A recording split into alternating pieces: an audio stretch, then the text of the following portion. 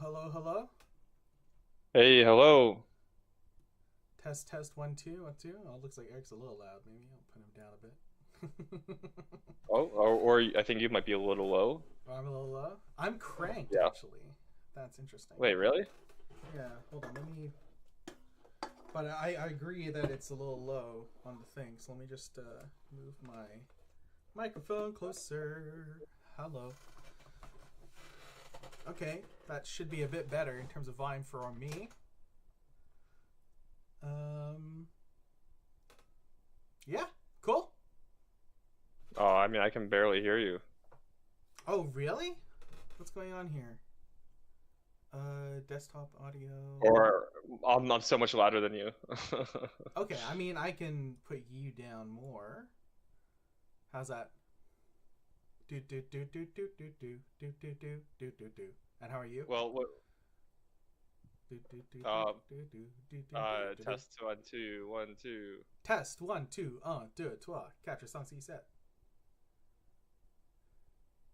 Good. I guess we're close enough. Hopefully, everyone else can crank their volume or something. Yeah, I'll put you down a bit more then. Sounds like that's what we need to do, and then people can, if they put their volume. Yeah, All right. yeah. No, it's always annoying when you're listening to two people talk and they have completely different volume settings. Yeah, for sure. I mean, yeah, doing my best. All right, cool. All right, with that technical difficulties out of the way, hello and welcome to another Chrono Walker's Genesis Battle of Champions stream. That's right. We like our TCGs arena based and grassroots and tactical. So today we're going to be continuing our breakdown of the champions of Metamorphosis. We did the first four in, I guess, alphabetical order at our last week's stream, and now we're going to continue with the next four. So without too much further ado, let's get into it. So let's move ourselves out the way. No one wants to look at us. And we'll start off with Odara, Queen of Rebellion. So, I mean, we can't talk about Odara without bringing up old Dara. So I'll just do a quick breakdown. So we've got 23 health. We have gained 3 from the old version. We are still in Thymos and Chaos affiliations, red, purple. Aura has gone up 15 from 110 to 125. A big fan of that change. And the energy reduction has also gone up 1. We have the forward awareness. And we have a swift range attack 2. We've doubled, 100% increase in our attack power. And our spur on ability still makes our summon lose the same amount of health, but it now costs us 1 less energy to activate, still at action speed, which I think is probably for the best, and still costs exert. The breakdown of Odara, I guess, with that ability, we should talk about it. It's kind of the main point of playing an Odara deck is target summon in your awareness loses 2 health, then remove all exert markers from it. Yeah, so, I mean, Eric, what do you think of the changes? I mean, so disappointed in them because what are we gonna do in our tier list? We already have no Dara tier. we can't call it an Odara tier anymore. She's playable now. What's going on? Yeah, the Chrono Walkers lament the loss of the Odara tier in the tier list. Yeah, so no more Odara tier. That being Yeah. said, I think this is just a massive upgrade across the board, right? Stats. I've emphasized before in other champion primers and in a lot of these card games, just base stats is, you know, people like to look at the cool abilities, and Odara has a cool ability, but just having high enough baseline stats is massive. And so, a little bit more health, a little bit more aura, which is important because she's a summoner with low aura. Yep. Now she can be a better summoner, and with the 2 damage, right? What you're saying, 100% increase in damage. Yeah, no. Gonna be a fighter. right? No, this is actually nuts. Like the increase in damage from 1 to 2 with in combination with her range is now a significant amount of damage that's going through. I mean, for one thing, Iblis can't just no sell your attack ability. And I know, I guess you might have put she must have Define no sell. Oh, no sell being, I guess, a video game term of just being like, I don't care, brush it off, like I can ignore it, so to speak, because of course Iblis has that damage reduction ability. So 1 damage not gonna matter, but now this is 2 damage and being at range. Iblis, if Iblis doesn't have a plan, Iblis is not gonna ever be able to hit you because An infinite % increase in damage against Iblis. yeah, potentially. But no, this is actually nuts board control, because that's such a great awareness to have to do 2 damage on. I guess she put some like spikes on the whip or something, on the tips. That's why that was a little not safe for work, so they had to remove it out of the. Oh yeah, it's clipped out so you can't see like someone's eyeball just kind of like it's lashed onto one of the like spikes and is being flung around. The altar. Hey, Damien. Yeah, new, yeah. Yeah, no, this she now is worthy of her new queen, right? Very much. Yeah, so now she's not just a weak summoner, right? She's now a summoner fighter. So like 1 energy reduction and the 2 damage, with a little bit more health, and she can now kind of play that kind of dual role. Yeah. Also, gaining the aura, let's not forget about that, because it's like, Odara wants to be summoning big summons, right? Because she wants to spur on. So did Oldar, but Oldar didn't have the aura to support summoning big summons, right? Yeah, right? Like, well, it's 6, but also remember the aura costs, I guess, have also been coming down across the board. And that's going to bring us, oh, sorry.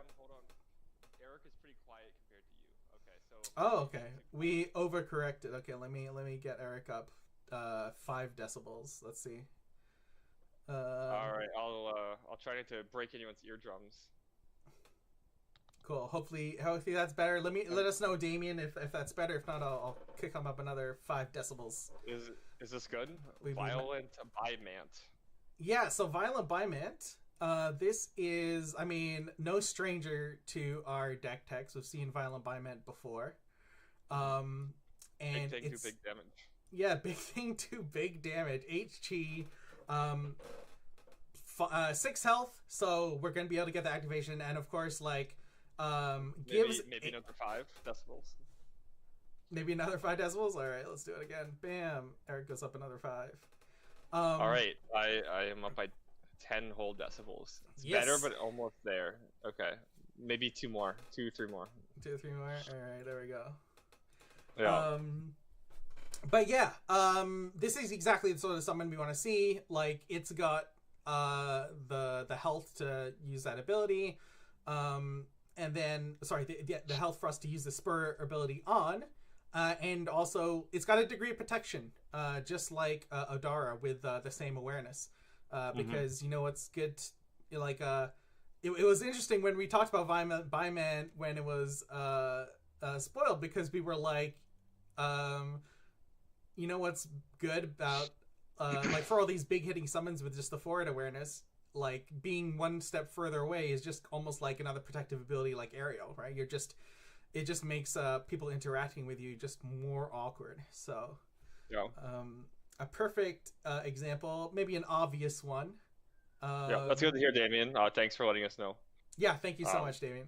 Yeah, we'll try to keep these settings. Yeah, and welcome to whoever else has joined us. I see we've got another person watching us. We appreciate everyone.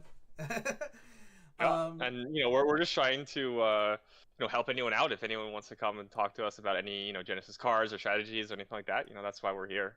We're not just trying to increase knowledge base, but we want to talk about this game because it's fun to do. Yeah. So the next one, this one is like, wait, hold on. What are the Chrono Walkers trying to suggest to us? This is a 2 health summon. It's not. This isn't gonna do. Oh, you're gonna kill your own summon? You're gonna kill your own summon? What? Oh, it's a trigger resurrect Beacon. That's oh why, yes, he can resurrect Beacon. Yeah, the next one. Yeah, just big brain play. Yeah.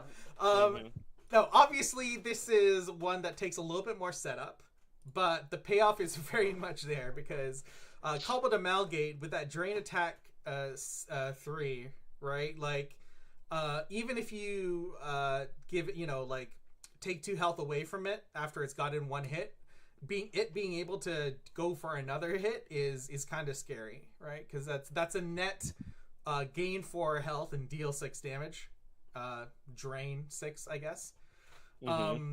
So yeah, I think there's something here. I kind of like these kind of needs a little bit of work to get there kind of decks. I like giving myself problems, I guess.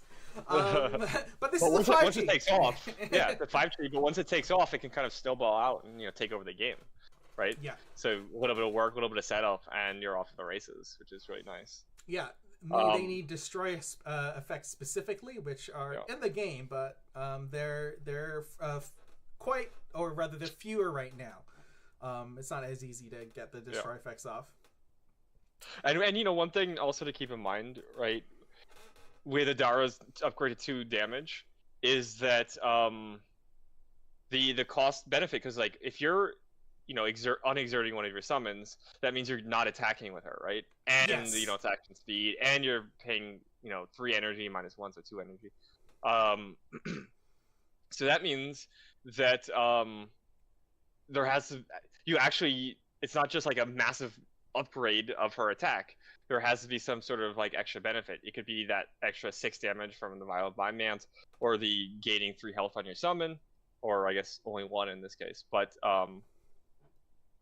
extra because of the loss of life.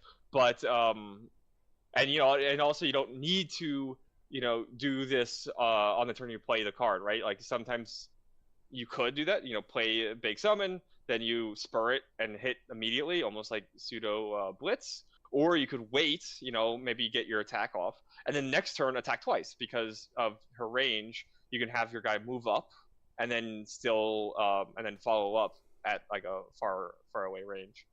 So there's some little strategies, some ways to think about it. You don't have to get that spur off every time. Yeah. And then to round out our little display, we're just gonna focus on more interesting summons for Adara. So we've got Gargantuan Rabbit here as another just solid big beefy hitter. So a 22, 8G again, 7 health, even more than Bimant.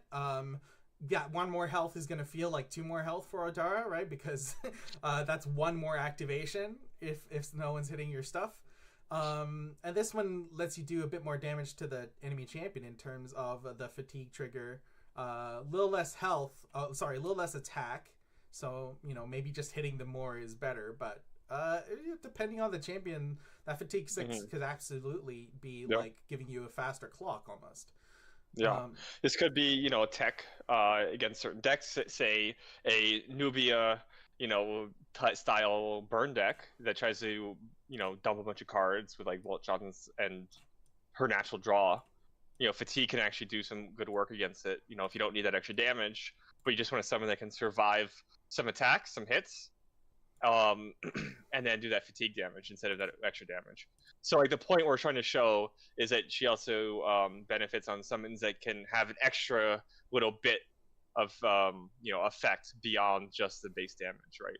And that's kind of what that rabbit was doing. Yeah, and we'll just round it out with Angel of Death, just a nice evasive flyer. Got Flight with those new aerial interactions. Nothing too crazy to say here either, but just another nice summon to add to the charcuterie board of weapons of mass destruction. So I guess there's our little Adara snapshot. Just like thinking like we have the aura now. That's why we're so excited in just summoning shamans. Obviously the diving jukes and all that stuff like will be part of your deck as well, all the strong abilities. And it would be kind of interesting to see her as a primary fighter actually, because we were showing off the summoner aspect where you play as a Titan style deck, right? With these big summons that can take over. But it'd be kind of funny to be maybe more of a blitz style deck where you have like your Baruch, so you're, getting a couple hits off the Baruch, and then you have a lot of like just like direct damage and movement tech, right? And you just play as like an aggressive fighter with like a couple, blitz summons. So Yeah, that could be another thing. Again, just like last week, not one of the cards we're going to put up, but Called Shot lines up so perfectly with Adara's own awareness, so you don't need to bluff anything. You just put Adara where Adara can hit things, and then you also just have a Called Shot ready to go.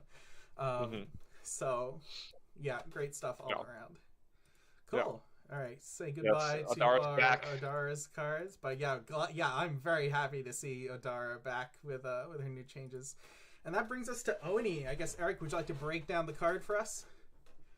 Sure. So we have Oni, Agent of Change. Now, I can assume that this card was reworked because of some big fan of Oni behind the scenes. We don't know. We can only assume. Yeah, only assume. So let's look at this one. So I don't actually remember what the old Oni did because that's irrelevant. So we have the new Oni. Single affiliation thing where we won't pull it up for comparison because it's so different that it is nothing meaningful. Yeah. I actually would say that this is closer to Rain, like an updated Rain, than anything, right? If you want to think about it that way. Yeah. Right, because it's like I think lowish health, low aura, 3 damage basic attack, with like some sort of like movement tech in it involved. But anyway, let's read the card. So we have 19 health on Oni, Agent of Change. We have Thymos Axon, and we have a front and back awareness. I mean, a forward and back awareness, which is, quite a weird one. I just, whenever I see that, I think about how is she attacking behind her? Is she like, reaching behind her with a dagger and stabbing backwards? Or something? Anyway. And then you have 90 aura and 3 energy reduction. 3. So 3 is a lot. Thymos pulling a lot of weight here. yeah, that's a ton. So our last energy reduction champion with 3, Essa, was a little scary at the time, but Essa's done basically nothing, and is actually one of my biggest disappointments. Yeah, it's kind of later. Paying less doesn't win you games. You playing good cards and just like hitting people wins games. So like we don't need to be too worried about the 3. Worth mentioning. Yeah, in terms of so let's take a look. So you deal 3 dark damage, targeting awareness in your dark attack. So 3 damage is quite a bit. Yeah. Then we have trigger backstab. When attack abilities played by you resolve, and you're behind the target, negate an ability played by that target, then gain 5 aura. Yeah, wow. All right, and then we have Swift 5 energy, so you only pay 3. Warp. If you are not in an enemy's awareness, you may move to a spot adjacent to a target in your awareness. All right, so let's try to break down those last 2 abilities because those are a little weird and might take some time to wrap your head around because it is weird. So we had to try to think about this. So first, Oni is a fighter. You want to get up in people's face and hit them. Actually, you don't want to get up in their face, but you want to be near them and you want to hit them for your 3 damage and your other spells and abilities. But and the trigger allows you to get some extra aura, but you had to be behind them, right? Which conveniently is usually not in their awareness, right? So you can also kind of warp around. The warp, however, you had to realize is not a get out of free jail card. Yeah. You don't have this free warp that you can always play because you can't be in their awareness. So they're attacking you, you can't use it. So it's actually a very weird thing to use. And you're most likely going to be using that to do to trigger your backstab, right? You're next to them, not in their awareness, and then you warp behind them so that you can hit them, and cancel an ability, right? Yeah, I will say there are some interesting things because I'm thinking of like the Nubia burn deck that appeared. Sometimes what they would love to do is stop one short of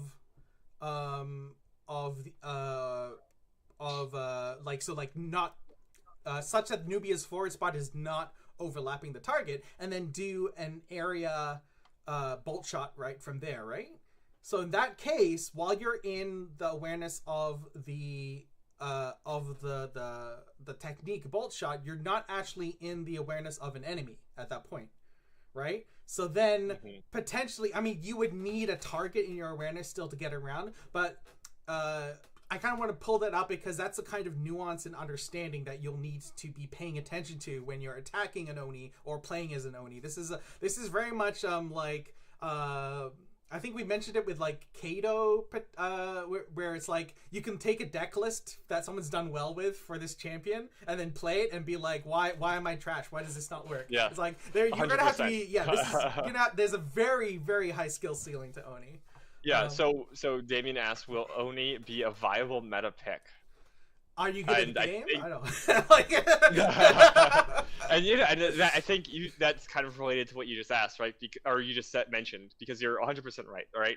Like, let's say that there is a top tier meta deck that places high in a tournament, and, you know, an average player, no offense to that average player, picks it up, copies the deck, plays in a tournament, and goes 0-3 or something like that, right? Because of, you know, what you're saying, and, you know, like you were talking about, you may move to a spot adjacent to a target in your awareness. So in that previous situation where you're talking about bolt shot, you can have your own summon or something like that to kind of warp to. That could be like a saving grace to yourself, like having something to warp around, kind of like how warp strike works too. But yeah, there's going to be those like little weird nuance to build, you know, decision makings, which I like, but are hard to do. And, you know, I think complaint about the game is that there's no like autopilot decks, right? And Oni, I think, is going to be just the least autopilot deck. Yeah. Yeah. Unless there's like some big things that like we're not aware of, but like, yeah, because there's going to be a lot of like these weird positions where it's going to be like you need to turn this way and you need to move in this like one weird spot or do this one thing. Because again, you have 19 life, so you need to maximize those last two abilities to the most highest potential. 19 life, so low life, low aura, but you can avoid ability attacks, or most importantly, you can get out of the way before you get in range of your opponent's awarenesses, right? If you're like, oh, I know that they can do this thing, like move here and do this, you might pre-warp away, right? Before they come at you. And so knowing what your opponents can do and their output range is going to help you, you know, plan ahead. And so that's another aspect of it. You can't just know your deck; you have to know your opponent's deck. Yeah, I mean, like if looking at the arena, if there's a summon on the board that's within range of you, it's almost 100% assumption that your opponent is going to try and move that summon up to Oni just to get Oni like in the awareness of something, so that last warp gets taken off the table, because like if you're trying to fight Oni and they always are able to have that warp up, it's going to be incredibly hard to just get damage to engage. It's so powerful. Damien asked, can you build an autopilot deck on next stream? So I think there's already a couple autopilot decks. Yeah, I know that there's at least one. There's Adiris, Blitz, I think. That's an autopilot deck, right? So, you know, I don't know if you like Adiris, but you know, if you did like autopilot easy free win decks, you know, you could try that one. Well, I think Damien has an Adiris deck, but it's not an autopilot one. I was making a joke. I mean, I do think I have played the Adiris Blitz deck, and it's definitely one of the easier decks to play because it's the threat deck. Fireball face and then play Baruchs, right? There's Nubia Bolt Walker. I think that's a pretty easy one because you're drawing a bunch of cards and then you just burning face. So I think those are two examples of like old, you know, it's hard, you can't even call them autopilot decks, but they're definitely kind of like decks that with the right hand can kind of steamroll opponents. Yeah, it's kind of like the old adage, like to a degree, because nothing is Boolean, nothing's 100%, but like there are no wrong threats, but there are wrong answers, right? So it's like, as long as you've got a reasonable threat that's pressuring the opponent and forcing them to like play to your what you want to do, then you're gonna have the initiative and be able to feel like you're able to. I mean, like if you're Adiris, sit back and just keep fireballing while they're dealing with your Lava Riders and your Baruchs. So Yep. yeah, being the threat is always the nice place to be in almost Yep. any game, I think. Okay, but actually, you do bring up a good point. Maybe when all the cards of Metamorphosis are released, we'll try to build a simplest, most autopilot deck possible for like one of the new champions. I mean, is Iblis just like slapping on like beckon breaks and draw breaks and that's kind of autopilot, I feel. Almost. You know what? You might be right about that. Yeah, I would say think that's the closest the to only an autopilot deck. I would say so. I would say the only thing about it is understanding like triggers, right? Yes. Yeah, there's a little bit of that. Yeah, so you had to do math. Which is why I would like, not necessarily say it's an autopilot deck, but from like a play style perspective, absolutely. Yeah. You just put on all your brakes and you run at your opponent. Yeah, just because I'm not sure, and we do want to keep moving, but just to make sure we properly give that backstab. Yeah, like you get 5 aura back, and yeah, this is the ninja part, I guess, of Oni. So if when attack abilities played by you resolve and you are behind the target, negate an ability played by that target, then gain 5 aura. If you're playing with adjacent summons, which we only got 90 auras, then like we'll have maybe a couple of key really good summons, but maybe not a ton. Abilities played by summons are abilities, rather. So attacks played by summons is what I should say. Are abilities. So if you're not aware of that, this can be used to protect your other summons by just like using an attack ability, which your dark attack is, or any of your like you don't need the pressure points in the any of your techniques. Yeah, like your right kick and all that. Oh yeah, we should throw up some cards. I got so interested in talking about Oni that we did the cards. So one we mentioned was Warp Strike. So this one is just going to be a key one because we're so on top of wanting to have a board positioning as part of what we're doing. So this is something that's going to let you constantly be adjusting. Even if you can't get behind something, like when you're in something's awareness, it's probably adjacent to you. So they try to lock you down with a summon, you immediately got a Warp Strike in hand. So I feel this will be a key role player. Because one thing you could do with this one is say you attack them, you're facing them, they're facing you, you attack them, they do something in response. You can Warp Strike to the side, hit them for 3. Then you can use your warp ability and warp behind them, have your attack hit them because now you're behind them and you're hitting backwards, and then you can cancel their ability. So that's like an example of like why Warp Strike is just so good with Oni. Yeah, though we will note that the reason why Eric said you can play something there is because its attack abilities played by you resolve. So the trigger basic attack fee as a passive ability is not played. So you do have to play something like a card from hand or the Oni's Dark Attack, Intrinsic Dark Attack 3, in order to have something that's going to negate someone's ability, to be clear. So a triggered attack is not going to get you there. But that's a key distinction, definitely.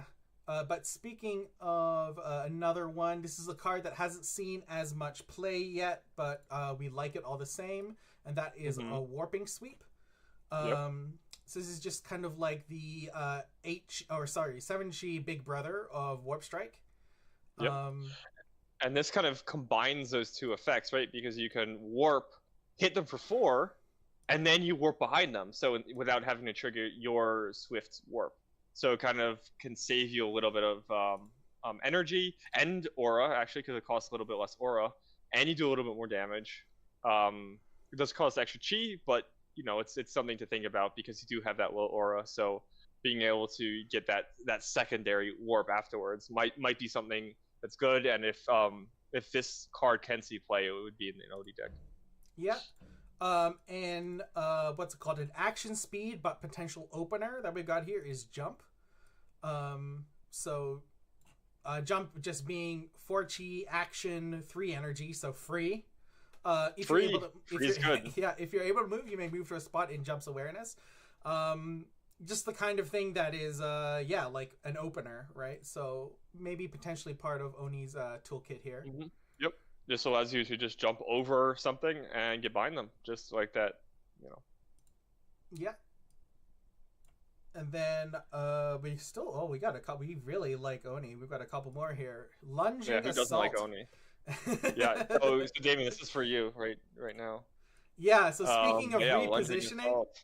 Yeah. I love this card. It hasn't seen too much play, I think, yet in top decks, but it's definitely got the power to be there because we always mention how we don't like our reactive abilities to be in our high chi slots. Well, if your reactive ability also hits the enemy for 6, you know what? I'll take it. Yeah, you know that's okay. Yeah. Oh, it's just a quarter of their health. Yeah, that's decent. So lunging assault, you may move, you may rotate, execute, and if you have moved because of lunging assault, then you deal 6 range damage to a target in lunging assault's awareness. For 13 aura, so this is getting there. And 13 energy. Sorry, for 13 energy. So it's still getting there. It's going to be even with Oni's amazing energy reduction, still going to be a fifth of your deck or more, I guess, because you've drawn your starting hand, of course. Yep. But it's got the receipts. It's got 6 damage to pull off that.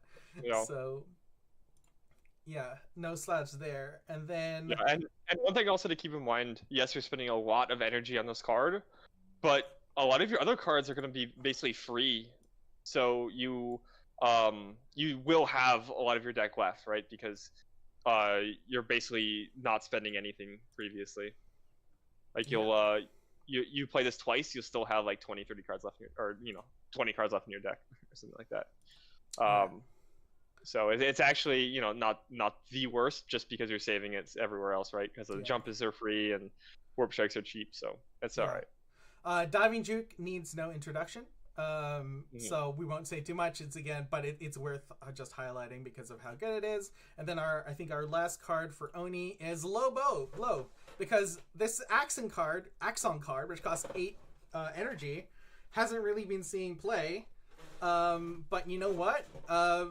We have an Axon champion with 3 energy reduction, so maybe we're here now. Basic attack 7 damage, and a fatigue trigger. Sick attack. Yeah. And all at swift speed. And hey, maybe you also because having your cake and eat it. Hey, this is an attack ability that's played by you. So that's gonna check our box for Oni's. Backstab ability, negating an enemy ability. So when you do this behind your opponent, just think of Oni as a horse, just kicking them. Yeah. All right. So that's our Oni little snapshot there for everyone to take a look. Yeah. A lot of people are gonna really like Oni. Think she's the coolest champion. A lot of people are gonna be really frustrated with Oni because she just does a lot of tricky things. Yeah. But man, I'm looking forward to seeing what some people can do with her. For sure. All right, so let's say goodbye to Oni, and let's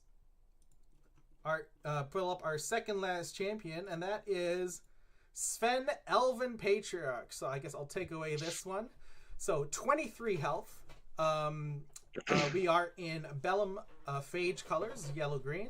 130 aura, firmly in what we need if you want to support a summoner. That's a solid amount of aura. No energy reduction. A little sad about that, but hey, never stopped Nubia from playing a bolt shot. Swift Exert, air attack 1. You deal 1 air damage to a target in your awareness. And then Swift Exert, animal form. Transform Sven Elven Patriarch, then remove all Exert markers from you because it costs Exert. And I guess one more continuous, Sven Elven Patriarch cannot transform more than once per round. And then we pull us over to a champion, Where Echidna. Babam, Where Echidna, let's go. Sven Quilled Usurper, so we still have the same aura. We've gained 2 awareness spots. We've gone from forward awareness to forward, left, right.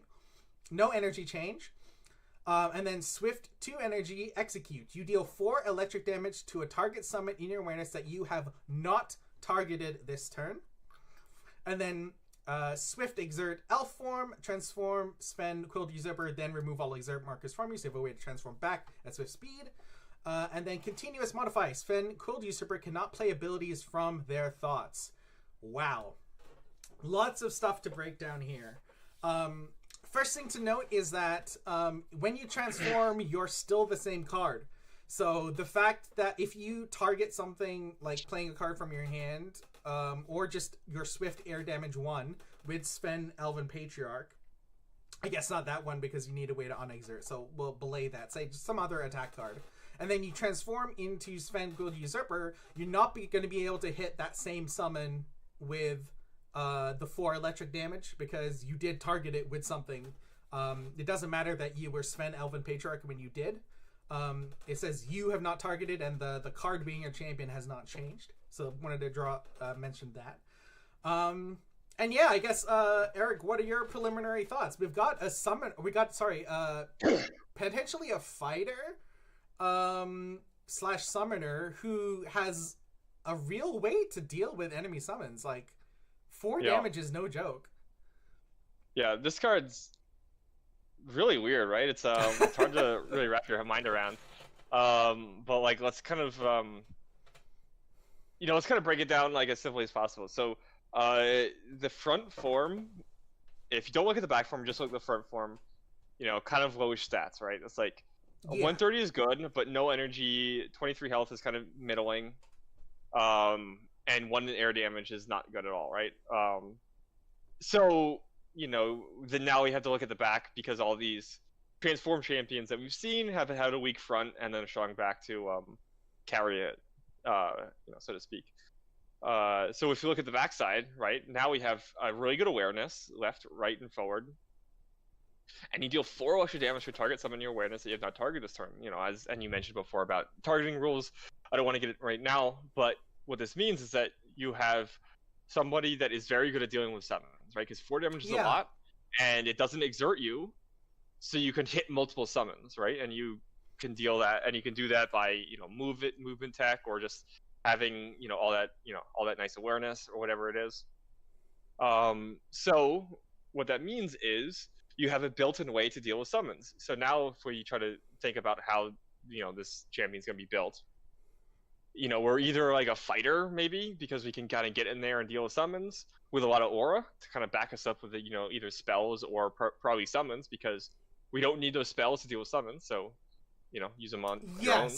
Or are we a summoner that fights with your summons, right? You summon your summoner, and then you summon your summons, and then you turn into a Were-Echidna, and you charge in them with your friends. I mean, that's the direction I'm kind of going there. Eric is like a summoner who gets in there with their summons. It's odd because for one thing, if your enemy opponent doesn't play any summons, I guess you'll never switch to your backside. But it's interesting. That's a key point, right? I want to bring up also is that you lose a ton of power if your opponent does not play summons, which it's always the problem I have when I'm like, all right, well this doesn't work if my opponent doesn't do anything. And if it's on a basic card, that's fine because you can just sideboard it out. But if it's on the champion itself, then nothing to think about. But the counterplay to that though is because Sven is so good at dealing with summons, it's oddly the cards that you aren't playing, the cards that aren't in your deck that kind of define Sven, because where other people will need to put in things like maybe I guess since we're in Bellum Phage, an electrical storm. Maybe you're always you're forced to play like a couple electrical storms just to have something to deal with all the summons around. Unless they're playing multiple big summons with a high health pool, and then it's only 2 turns, right? 4 electric damage, right? Like 8 damage over 2 turns is going to get rid of anything. You don't need maybe to play those tsunamis or those electrical storms because you have the way to clear it, so you can devote more slots to just murdering the enemy champion. Mm-hmm. Anything you want to add before we start showing off our first cards? Actually, before we go to the cards, I do want to point out one key thing actually that's kind of cool is when you transform, you end your turn, and then you remove your exert token. Right? So you actually, right, because you go to the end step, you animal form, which exerts yourself, which ends your turn, then you flip over and you remove your exert token, but you're at the end step of your turn. I believe it wouldn't quite work like that, because the act of exert, like the game would need to check basically an empty stack and see that Sven is exerted, and then proceed to the end phase of Sven's turn. Because like you exert, put the ability in stack, and then the ability has to resolve. But you couldn't just go to the end step, right? You don't have to, right? You say I'm going to go to the end step, not exert anything, and then as a trigger, then you can like exert yourself, right? Like at the end step of the turn. Oh, I get what you're saying. Oh yeah, like go to the Swift step. Yeah. You go to the Swift step of your turn. You exert yourself to transform yourself. Your turn ends, but you're unexerted, and then you have another turn after that. So it's a way to like gain turn economy. I hope. I'll double check. I don't think you can buy 2 turns with Sven. I'll double check that because I thought that's how it worked. To proceed to the, I'll double check that for you. But like just thinking about like how to get to the like end of turn section, you would need basically an empty stack with whatever its current turn is being exerted, which isn't true because the act of transforming puts a trigger on the stack, so that trigger has to resolve and unexert you before before you can progress to the end step. Well, we'll get a, I'll double check, but yeah, I'm pretty sure that's how. All right. So we also have in the works. How's it going? Saying that this is a you want your opponent to hit you with Thundering Sweep, right? Which would be kind of funny. Just to take away your continuous effects. That's when you play co-op. You play 2v2, and you have your ally hit you with Thundering Sweep.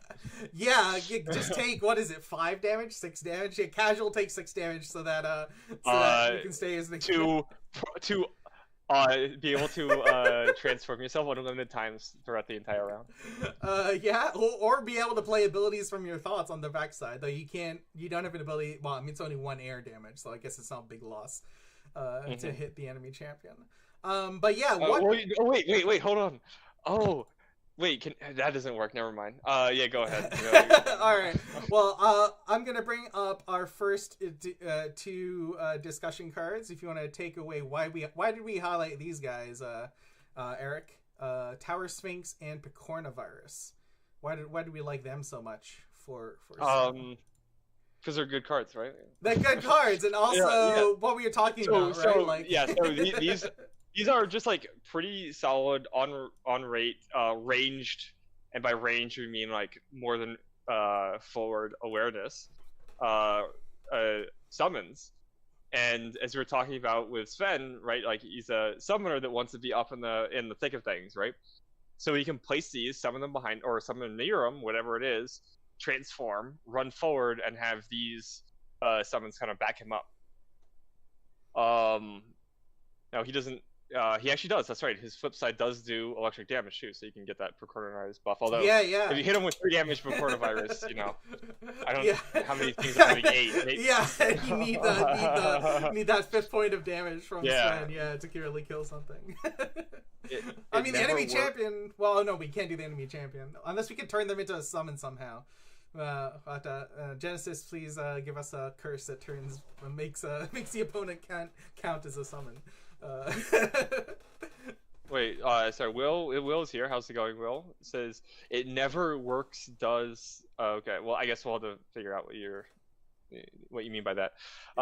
In the works, I'm not sure. Yeah, in the works, it never works. I don't know. Anyway, let's keep going. So we have our our kind of our range summons backing you up. And these are just good cards that probably do go into a lot of summoning decks in these colors in general, and so why not here? Yeah, like Sven just acts as your protection for those 2. Then we have Fontanella, of course, is like the ultimate in things that want to be protected but are super annoying for your opponent. Just hanging out at the back there. It's such a funny card. I like this one, but yeah, you just place it in the back, just kind of ping things from all the way downtown. It's great. Yeah, solid card. Don't play it against Idris, but other than that, yeah, go nuts. Yes, or stare very sadly at your starting hand if this is in there against Idris. And then our last card for Sven, what's a nice place to put this one here? There you go. Is Sudden Vengeance, which is a card I love, but hasn't seen a lot of play. You know why? Because it's really expensive. And in Vellum colors, we don't usually see. I mean, Vellum champions with the aura to support this. But hey, 130. Is pretty good. Is pretty good, and if you want to drop some summons at the back and then get in the mix of things, this is perfect, right? Move to a spot adjacent to a target and Sudden Vengeance is awareness. If you're adjacent, then Quilled Usurper is almost guaranteed to, be able to hit it. And then if you move because of Sudden Vengeance, you deal 6 damage to a target adjacent to you. Like, I think there's the start of something fun here. Very much. Yep. My Origin Swale card never saw play, unfortunately, but Sven's here to back it up. Yep, he's got the aura, and in a pinch you can always spend energy, because without any energy, 0 energy, and also the fact that you're mostly a summoner, you actually probably won't be running too many energy cards in your deck. So this is a good way to make sure those resources don't go unused. Remember, if you end the game with more than 1 card in your deck, you've been inefficient. Yeah, more than 1 card in your deck, more than 1 card, or more than 0 cards in your hand, more than 1 life. All these resources we've got to spend here. Spend those resources. Yep. Yeah, cool. Don't hoard, yeah. Well, it's the old adage is like you want to like rocket your way into your grave, like smoking on fire and all that stuff to have a life well lived, right? Yeah. So same adage, except when you're playing Genesis. Cool. Yeah. There we go. All right. So with that, we've got the last champion of Metamorphosis. So give it up for Sung. Would you like to take us away, Eric? Yep, I will start reading him as soon as he's up on screen. Hey, there he is. Okay, cool. Alright, so we have Sung, Hunter of the Forest, 22 health, Timeless Phage, Champion Fairy, 120 aura, which is pretty good, and 2 energy auction, which is very good, right? So that's a nice mix. Solid aura, solid energy. And then we have a, what do you call this? Front left, front right, and then far forward. So a no forward attack. Yeah, because anyone that has shot a bow knows you literally can't hit anything in front of you. Nope. And then you have action, exert, heavy range attack. Oh wait, what? It's a action speed attack without heavy. What is going on here? You just have a range attack too, so you deal 2 damage at action speed to a target in your awareness. Then you have action exert execute. Target summon in the arena gains marked. And for those that don't know what marked is, they thankfully told us what it does.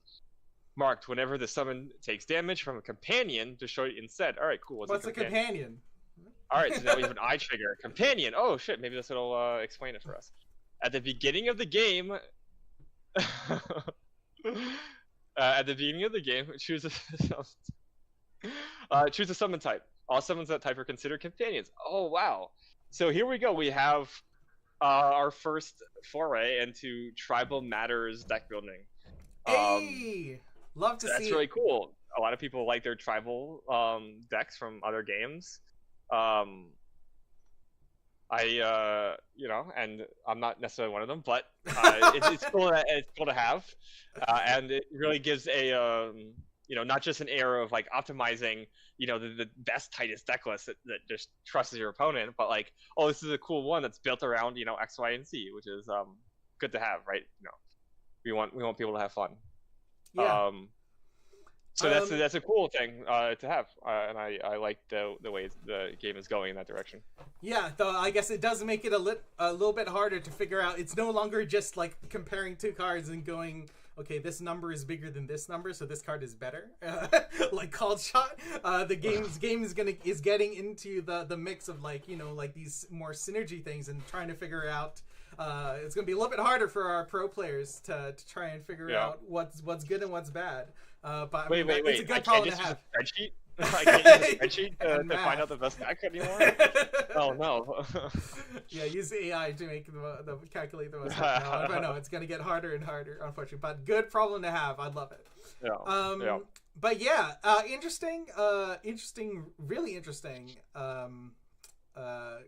Like kind of archetype here with the whole companion thing, and I think something that really speaks to the strengths of Genesis, because without the limit X of card game, like X of card rule in the game, like it's just based on chi and like building a good deck and not filling it up to be, you know, like what I should say is you can have the consistency you want in terms of getting a critical mass of your summons, regardless of what type you are, though maybe it won't be like there's still going to be the individual power level of the cards is what I want to say. But like from day one, if you want to build the Sung X deck that's based around like a couple of specific summon types, then you're gonna have it. Yeah, you're gonna be able to do it, and then it will just get better with time as more of that type that you love comes out. But I do want to bring up one thing, right? So if you look at Sung's ability, the Hunter's Mark, and the Companion, right? That is again ability kind of like Sven, that doesn't do anything if your opponent doesn't have summons. Yes. So let's take a look at how this champion will play out and function if there are no summons. Then you can't use its ability, right? Yeah. I guess because we can see that it's basically just wants to be a summoner. You summon summons with types, but it's also a pretty good fighter because you do have that solid damage and it's at range, and you have the 2 energy directions. So sure. I think despite its your ability maybe not functioning in certain games, you can still function pretty well, and I think that's a good thing to have on a card. Yeah, so if we're looking at Sung without summons, then we're going to be leaning into that awareness. And for players who are familiar with Tashir, who is our last range like arrow firing champion, not a slouch at all. With again another heavy 3 damage range attacks. And one thing that I remember, I almost wish I had it as a soundbite, which is Eric going, "Knockback makes Tashir," because knockback is so good. Because just like Tashir having the far forward awareness pip that Sung does, knockback just if someone comes to your front being like, I can just take you and punch you in the face. You don't have an awareness there. Knockback is right there to knock them back, probably make their attack not function, and then puts them right in the perfect spot for your turn when you want to hit them with a range attack. With Sung's Zen. So I do want to also, will as many summons or just one big one? I'm assuming you're asking like, what would you do if you're making a summon deck with Sung? And because of your ability to just instantly destroy something if you deal damage to them after you mark them, it would make more sense to have smaller, weaker summons, like we'll get into in a short second. Just because like you don't need to have that high damage because you're already gonna kill them anyway if you hit them with something, right? But if you have like many smaller summons, then you have more chances to actually hit something, right? Because you can target anything in the arena, so you want to be able to have summons that can, hit them. So you ideally, I think, would want many smaller ones. That being said, it would be kind of interesting to see. You could play it like a ranger from some other games where you have a big bear and you're just you and your bear and it's you two together by yourself fighting things. So you have your one big summon and yourself, for example, just off the top of my head.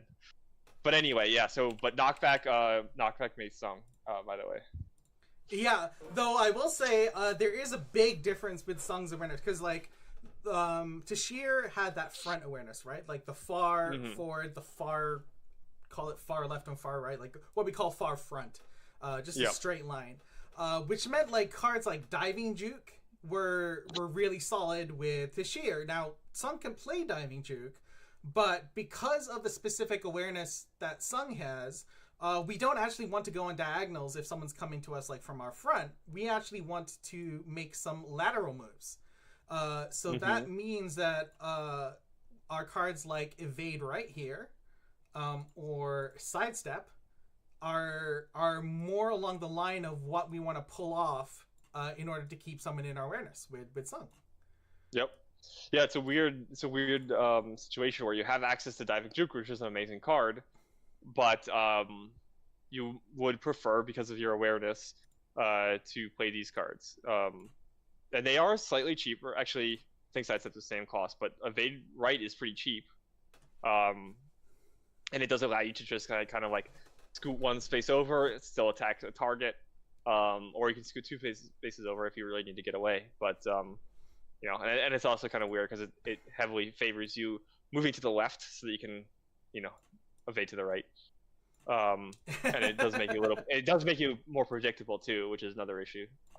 But yes, like we talked about that with who was it? With Sven, that like our in Phage and Chaos, our marquee movement, our Otins. No, we talked about it with Isaac. Oh, so Isaac. I was thinking. I said Sven. I was thinking Isaac in my head. Phage Chaos. Yeah, exactly. So that your movement gets more predictable. But there's one more card, I guess, for movement, which you liked there, Eric. So let me just bring that up, and that is Evasive. So let me just blow that up. So what are you thinking here? Yeah. So this is a card I have never really seen it play, but it's kind of interesting because it says at the end of your turn, you may move. So one thing about Sung is with your action attack, you can only move one space, and then you attack once. You're still kind of in range of things, right? Because they can still come and move and hit you, pretty easily. And this is just a way to like get you even further away from the enemy, because you can like move forward to them, hit them, and then at the end of your turn you move back, right? And then you have that option to just do a once move at the end there. So that's basically what I was thinking. It's like a kind of an in and out type of thing, or if you're like running away, you can kind of like move, attack, and then move again. Yeah, I think there's lots to like with that kind of a breakdown. Like yeah, exactly. Like you get to a spot, do your damage, and then just getting another movement to kind of like cover lanes, like summoning a summon in front of you and then being able to cover it with Sung. There's like interesting things that you can do there. Yeah. But because Sung specifically, both of his actions are action speed, right? He has no swift abilities, and he's also partially a summoner too, which means you had to play those at action speed. So Sung never double moves, because if he does, he can't do anything at all. Yeah. So this is just a way to get that second movement in, if you need it. Yeah, and then of course you've got that swift execute when you're backs against the wall. But I think it's about time. Like we're talked around all the summons. Let's put up the only summon you will ever need with Sung. That is Fontanella. No stranger. We've been hyping this card, being a big fan of it all throughout all our Metamorphosis discussions. Like hangs out on the back row. Sung's maybe doing some stuff with some Baruchs in the middle. Who knows? We got 120 orb. You can do some reasonable summon stuff. And then Fontanella's just sitting at the back, covering 60% of the battlefield. Just if it's in the center position. Yeah, you have two of these. Everything. Yeah. Like. And then you name companion type. Insect is your companion type. Yeah. You have some Fontanellers, and you put them in the back, and if you have any big summon, you just mark them and then have these hit them. And you know what? If you don't have summons to take out, just being able to like ping things for 2 damage every turn from the back while you're up in things, other people's faces or something. Yeah, that's some pretty solid damage right there. Yeah, Fontanella is definitely going to be dealing reasonable amounts of damage even if they don't have summons, so you don't even feel bad. Yep. Yeah, and that is our Sung breakdown, I guess. So that's 8 o'clock. So Oh, wow. that is a stream. Yeah, we had maybe a little bit too much when we come right down to the wire here, but we made it. So yeah, that is the Chrono Walker's breakdown of all the champions of Metamorphosis. We'll do something similar, but maybe just only highlighting the new cards when we know a bit more about Metamorphosis, because, you know, like, there's so much, a quarter of the card pool that these champions will see play with doesn't exist yet. Like, we just don't know what it is. So there's lots more to figure out. And think about and just kind of squee over. Yep. I don't know. I get excited. Your cards, I know. I can't wait. Yeah, but and I'm really looking forward to our 10-hour box opening. That's 10-hour box opening. Our tier list, which no longer has the Odara tier. Which I guess I remember, like, Steve Penn, you'll be happy that the Odara tier no longer exists. I'm sure Odara is one of his favorite summoners. I mean, the Odara tier might exist, but it'll be at the top instead. Yeah, maybe. But yeah, if you enjoyed the stream, please like, share, and subscribe. Leave a comment below if there are cards that you think we missed. Oh wait, actually there is one that we missed. I completely forgot because I just thought of it while we were doing the stream, so I'm gonna have to add it to lesson. Okay, I'm gonna be late. It's for a good cause. It's for our fans. So let's see. Yeah, this is maybe the other card, like, not as immediately good as Fontanella, but would you like to read Ashani's trigger there for us, Eric? Why does Ashani show up in our Sung deck? When Ashani's attack deals damage to a summon, all other summons in the arena with the same name as the summon take 1 damage. Wow. Oh. So that's interesting, right? So if your opponent has multiple of the same summon out, and how dare you mark one, you hit it with this, or hit the other one. Hit the other one for 3. Yeah, like, if they've got multiple, right? You can hit the one that you hit the non-marked one. Yeah. For 3, and then this will hit it and destroy it right there. Because it does say take damage. Doesn't matter where the damage is from. Yeah, that trigger is owned by Ashani. That is Ashani dealing the damage. Yep. And also, one thing to keep in mind is that you can have any number of marked summons, right? So you can actually just keep marking things, and then eventually just mow them all down with Ashani. Maybe if we get a card that says all cards are the same name or something. I don't know. Yeah, we don't know what marked is, right? If it's an ailment, or we're not entirely sure. But whatever it is, once you have it, it's on there. Cool. So I guess now we should say, if you like what we did, like, share, and subscribe. We'll have to clip it when we're showing the full breakdowns. Yeah, because we love these videos, and, like, the more you talk to us, the happier we are, and then we do more videos. All right, so cool. But with that, now I promise we're done. And we'll see you in the arena. Yeah, we will see you in the arena. So thank you, everyone. Bye. Bye.